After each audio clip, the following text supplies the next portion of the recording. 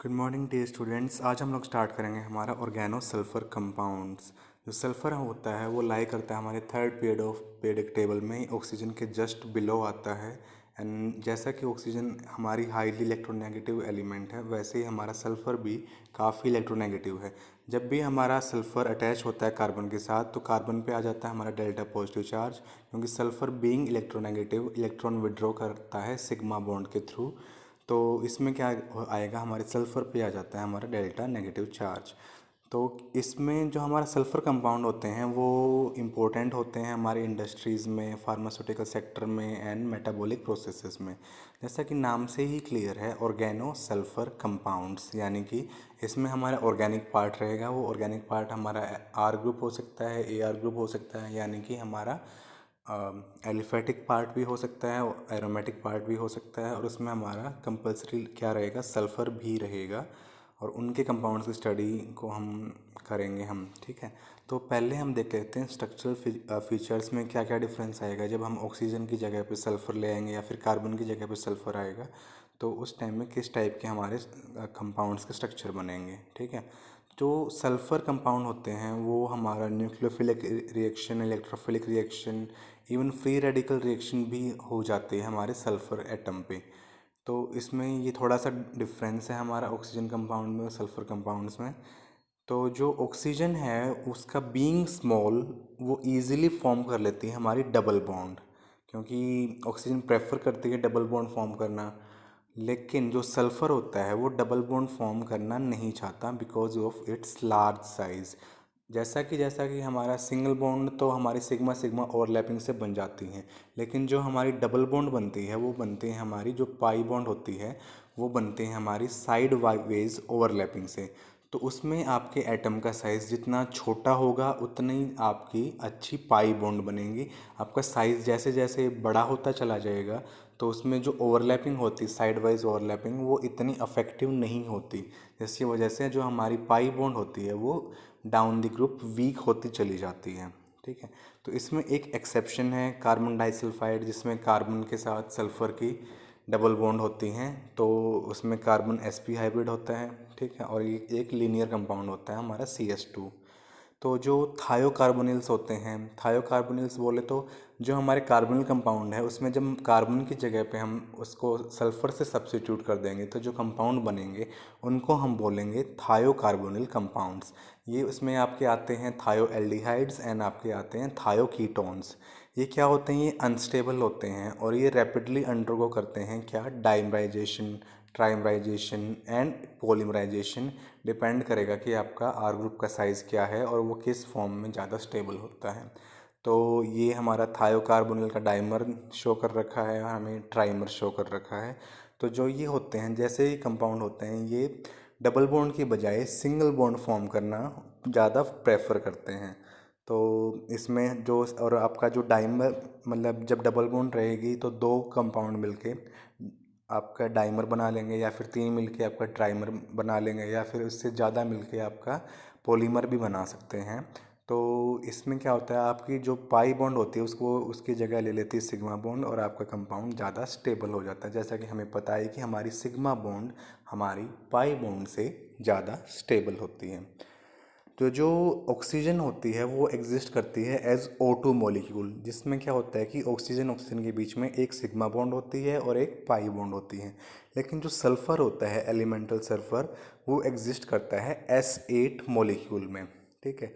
ये non planar होता है, ऑक्टा एटॉमिक मॉलिक्यूल होता है, जिसकी शेप क्या होती है, क्राउन शेप होती है, जैसा कि डायग्राम में शो कर रखा है। जिसमें आपका जो सल्फ़र है वो एक जो इसमें से आपके चार सल्फ़र आपके प्लेन के ऊपर हैं, चार सल्फ़र अब आपके प्लेन के नीचे हैं, और इसकी शेप कैसी है, क्राउन शेप है। और इसमें आपका सल्फ़र सल्फ़र सल्फ़र के बीच में जो बॉन्ड एंगल है वो अप्रोक्सीमेटली 107 डिग्री।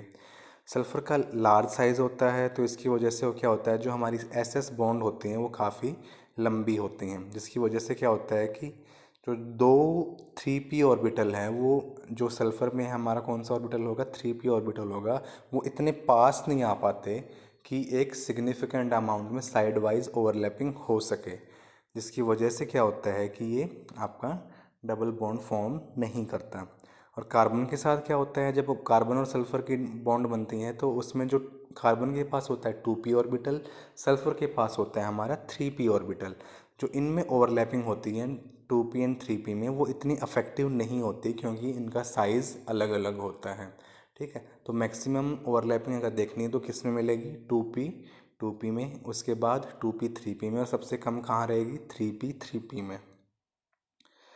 तो जैसा कि हमने देखा कि जो हमारे होते हैं थायोएल्डिहाइड्स और थायोकीटोन्स, वो स्टेबल नहीं होते, लेकिन इनके कंपैरिजन में जो हमारे थायोअमाइड्स होते हैं या फिर थायो एसिड होते हैं, वो स्टेबल भी होते हैं और वो इजीली आइसोलेट भी कर सकते हैं। उनका रीज़न ये होता है कि जो हमारा थायोअमाइड होगा, अब इस पे नाइट्रोजन में क्या है, लॉन पेयर ऑफ इलेक्ट्रॉन, जिसको ये रेजोनेंस शो कर सकता है, carbon nitrogen double bond form हो जाएगी और कार्बन फिर सल्फर सिंगल बॉन्ड में कन्वर्ट हो जाता है। सिमिलरली थायो एसिड में ऑक्सीजन पे लोन पेयर ऑफ इलेक्ट्रॉन है, वो डबल बॉन्ड फॉर्म करेगा कार्बन ऑक्सीजन के बीच में, और रेजोनेंस से आपका सल्फर पे आ जाएगा नेगेटिव चार्ज। तो जो आपका स्ट्रक्चर नंबर 2 है एंड स्ट्रक्चर नंबर 4 है, इनका कंट्रीब्यूशन रेजोनेंस हाइब्रिड में, इनके रेस्पेक्टिव जो रेजोनेंस हाइब्रिड इनका स्ट्रक्चर बनेगा उसमें काफ़ी ज़्यादा होता है। वो ज़्यादा इसलिए होता है क्योंकि इसमें हमारे कार्बन सल्फर के बीच में क्या होती है, सिंगल बॉन्ड होती है, जो कि ये प्रेफर करता है सिंगल बॉन्ड फॉर्म करना। ठीक है, तो इसकी वजह से जो थायोअमाइड्स एंड थायो एसिड्स होते हैं, रेजोनेंस की वजह से ये स्टेबल होते हैं। सेम चीज़ हमारे थायोएल्डिहाइड्स में, थायोकीटोन्स में पॉसिबल नहीं है, इसलिए वो मतलब इजीली डाइमराइज या फिर ट्राइमराइज कर जाते हैं। ठीक है, तो अब हम देखते हैं इनका स्ट्रक्चर मतलब पहले हम देखेंगे किसका, डाईमिथाइल सल्फोक्साइड का। ठीक है, तो ये हमारा जो डीएमएसओ होता है, ये काफ़ी इम्पोर्टेंट सॉल्वेंट होता है, ए प्रोटिक सॉल्वेंट ये इसको बोलते हैं हम, क्योंकि ये आपका इसमें क्या होता है कि मतलब आपका चार्जेस फॉर्मेशन होते हैं सल्फ़र और ऑक्सीजन पे, तो और इसमें हमारी हाइड्रोजन भी नहीं होती, तो इसको क्या बोलते हैं, हमारा ए प्रोटिक पोलर सॉल्वेंट होता है ये हमारा, क्योंकि इसमें पोलैरिटी भी होती है और इसमें आपका प्रोटॉन भी नहीं होता। ठीक है, तो सल्फ़र का वो एटॉमिक नंबर होता है 16, इससे कॉन्फ़िगरेशन रहेगा हमारा 1s2 2s2 2p6 3s2 and 3p4। तो जो हमारा फर्स्ट 3 ऑर्बिटल है 1s 2s 2p, वो पार्ट होंगे कोर का, और जो आपका 3s एंड 3p हैं वो पार्टिसिपेट करेंगे, वो आपके वैलेंस इलेक्ट्रॉन है, वो पार्टिसिपेट करेंगे हमारा बॉन्ड फॉर्मेशन में। तो ग्राउंड स्टेट में आपका 3s है, 3p है, 3d है, 3d में कोई इलेक्ट्रॉन नहीं है।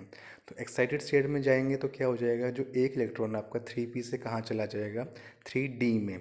तब अब आपका s ऑर्बिटल और आपके 3p ऑर्बिटल हाइब्रिडाइज होकर क्या बनाएंगे, हमारी sp3 हाइब्रिडाइजेशन देंगे, और जो हमारा एक ऑर्बिटल बचा है 3d में, वो हाइब्रिडाइजेशन में पार्टिसिपेट नहीं करेगा, क्योंकि वो क्या फॉर्म करेगा, हमारा D pi P pi bond with oxygen के ऑर्बिटल के साथ। तो सल्फ़र बना, सल्फ़र से जो आपका 3 अब इसमें अनपेड इलेक्ट्रॉन है sp3 हाइब्रिड ऑर्बिटल्स में, और एक में है हमारा लॉन पेयर ऑफ इलेक्ट्रॉन।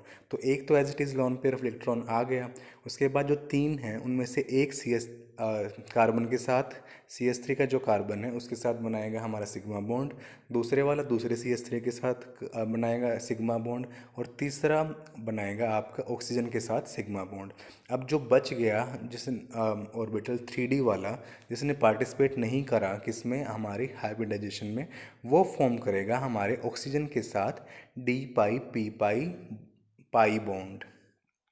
तो नॉर्मली जब पाई बॉन्ड बनती है तो कैसी होती है हमारी, वो होती है हमारी पी पाई, यानी कि दोनों के पी ऑर्बिटल जब आपस में ओवरलैप करते हैं। इसमें क्या हो रहा है, इसमें आपका सल्फर का डी ऑर्बिटल और आपकी ऑक्सीजन का पी ऑर्बिटल आपस में ओवरलैप करते हैं, और फॉर्मेशन किसका होता है, हमारा डी पाई पी पाई बॉन्ड का। तो उसमें जैसा कि हमें पता है कि जो हमारी पाई बॉन्ड होते हैं वो आधी होती है हमारी प्लेन के ऊपर, आधी होती है उसका इलेक्ट्रॉन क्लाउड कहाँ होता है, हमारे प्लेन के नीचे।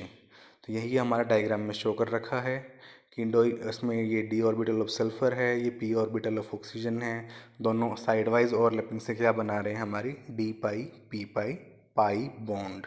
ठीक है, तो जो हमारा डीएमएसओ होता है उसमें हमारे तीन इसमें कंट्रीब्यूटिंग स्ट्रक्चर हो सकते हैं, जिसमें से पहले वाले पे ऑक्सीजन पे नेगेटिव चार्ज है, सल्फ़र पे पॉजिटिव है, दूसरे वाले में डबल बॉन्ड फॉर्म है दोनों के बीच में, और तीसरे वाले में सल्फ़र ऑक्सीजन के बीच में ट्रिपल बॉन्ड है, जिसमें सल्फ़र पे क्या है हमारा नेगेटिव चार्ज एंड ऑक्सीजन पे क्या है हमारा पॉजिटिव चार्ज।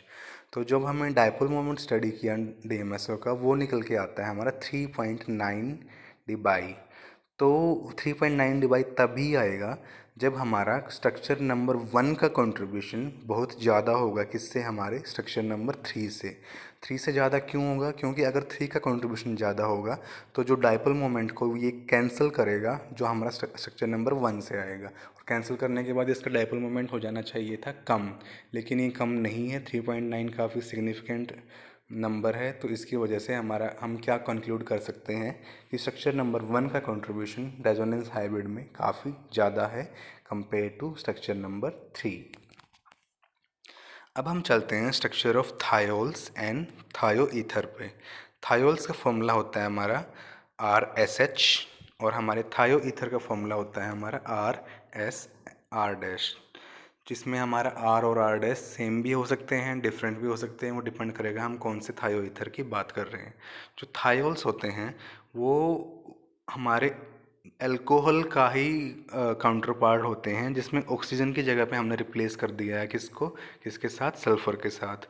और थायो ईथर्स हमारे ईथर का काउंटर पार्ट होते हैं, जिसमें ऑक्सीजन को हम रिप्लेस कर देते हैं हमारे सल्फ़र के साथ। तो इसमें क्या होता है कि सल्फ़र ग्राउंड स्टेट में ही रहता है और sp3 हाइब्रिडाइजेशन होती है। अब इसमें क्या रहेगा, दो आपके पास लोन पेयर ऑफ इलेक्ट्रॉन रहेंगे और दो आपको बॉन्ड बनानी है। तो एक थायोल के केस में एक बॉन्ड बनती है हमारे R ग्रुप के साथ और दूसरी बॉन्ड बनती है हमारे हाइड्रोजन के साथ। और थायो ईथर्स में एक बॉन्ड बनती है हमारे R ग्रुप के साथ और दूसरी बॉन्ड बनती है हमारे R डैश ग्रुप के साथ। ठीक है, अगर हम बॉन्ड एंगल का कंपैरिजन करें तो sp3 हाइब्रिडाइजेशन में हमारा बॉन्ड एंगल होना चाहिए था 109 डिग्री 28 मिनट, लेकिन यहाँ पे बॉन्ड एंगल उससे कम है। कम क्यों है? क्योंकि हमने पढ़ रखा है कि हमारा जो लोन पेयर रिपल्शन है होता है वो ज़्यादा होता है हमारे लोन पेयर बॉन्ड पेयर से, और लोन पेयर बॉन्ड पेयर ज़्यादा होता है हमारे बॉन्ड पेयर से। जिसकी वजह से जो बॉन्ड एंगल होगा वो 109 से कम होकर कितना हो जाता है, 100 हो जाता है। किसके केस में? हमारा RSH यानी थायोल्स के केस में। और अगर इन R और R डैश को हम CH3 ग्रुप लेते हैं तो यहाँ पे हमारा बॉन्ड एंगल होगा 105 डिग्री। ठीक है, तो अब इन दोनों का आपस में कंपैरिजन करें तो हमारा बॉन्ड एंगल ज़्यादा है थायो ईथर्स का, क्योंकि यहाँ पे क्या होगा, जो हमारे R ग्रुप्स के बीच में जो स्टेरिक हिंड्रेंस होगा वो ज़्यादा होगा कंपेयर टू RNH के जो कि थायोल्स में है, जिसकी वजह से जो बॉन्ड एंगल होता है वो थायो ईथर का ज़्यादा होता है। ठीक है, तो ये थे हमारा स्ट्रक्चर ऑफ थायोल्स एंड थायो ईथर। उसके बाद हम देखते हैं स्ट्रक्चर किसका, सल्फोनिक एसिड का। तो सल्फोनिक एसिड में आपका एलिफेटिक भी हो सकता है, एरोमेटिक भी हो सकता है, depending upon your R group. इसमें हम लेते हैं जो सल्फ़र ग्राउंड स्टेट में जो हमारा कॉन्फ़िगरेशन है 3s में 2 3p में 4। अब हम फर्स्ट एक्साइटेड स्टेट में जाते हैं, उसके बाद फिर हम जाते हैं सेकंड एक्साइटेड स्टेट में। यानी कि हम क्या करते हैं, एक इलेक्ट्रॉन को एक्साइट कराते हैं P से D में और दूसरे को एक्साइट कराते हैं S से हमारा D में। तो sp3 हाइब्रिडाइजेशन होती है, जिसमें से हमारे 4 सिग्मा बॉन्ड का फॉर्मेशन हो जाता है। उन 4 सिग्मा बॉन्ड में से एक सिग्मा बॉन्ड ऑक्सीजन के साथ, एक सिग्मा बॉन्ड दूसरी ऑक्सीजन के साथ, एक तीसरे वाली जो OH वाली ऑक्सीजन है उसके साथ, और चौथी हमारी सिग्मा बॉन्ड बनती है R डैश ग्रुप के साथ। ठीक है, अब हम बच गए जो दो हमारे अनहाइब्रिड ऑर्बिटल बचे हैं डी में, जो हमारे हैं वो फॉर्म करते हैं डी पाई पी पाई बॉन्ड किसके साथ, ऑक्सीजन एटम्स के साथ। तो इसमें क्या होता है, अल्केन सल्फोनिक एसिड में हमारी दो डी पाई पी पाई बॉन्ड होती हैं, जो हमारी पाई बॉन्ड होती हैं, जो सल्फ़र और ऑक्सीजन के बीच में फॉर्म होती हैं। ठीक है, तो ये थे हमारे स्ट्रक्चर्स हमारे सल्फ़र कंपाउंड्स के। नेक्स्ट लेक्चर में हम स्टार्ट करेंगे हमारा थायोल्स।